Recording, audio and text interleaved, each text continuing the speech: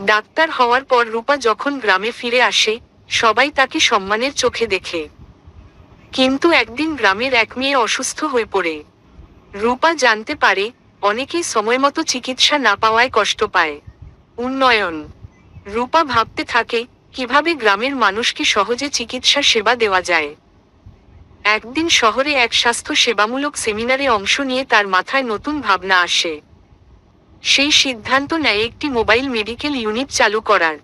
Challenge. তবে সমস্যা হলো, এই উদ্যোগের জন্য টাকার প্রয়োজন।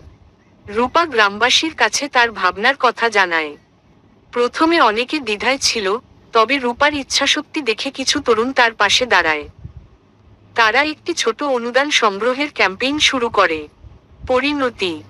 ধীরে ধীরে গ্রামের মানুষ আর শহরের কিছু দাতব্য সংস্থা মিলে টাকা সংগ্রহ করে। অবশেষে রূপার মোবাইল মেডিকেল ইউনিট চালু হয়। এখন সপ্তাহে একদিন রূপা নিজেই গ্রামের প্রত্যন্ত এলাকায় গিয়ে চিকিৎসা সেবা দেয়। মেয়েদের জন্য বিশেষ স্বাস্থ্য সেবা দেওয়ায় গ্রামের নারীরাও অনেক উপকৃত হয়। শেষ কথা, রূপার এই উদ্যোগে শুধু তার নিজের স্বপ্ন পূরণ হয়নি, বরং পুরো গ্রামের স্বাস্থ্য ব্যবস্থায় এসেছে নতুন দিগন্ত।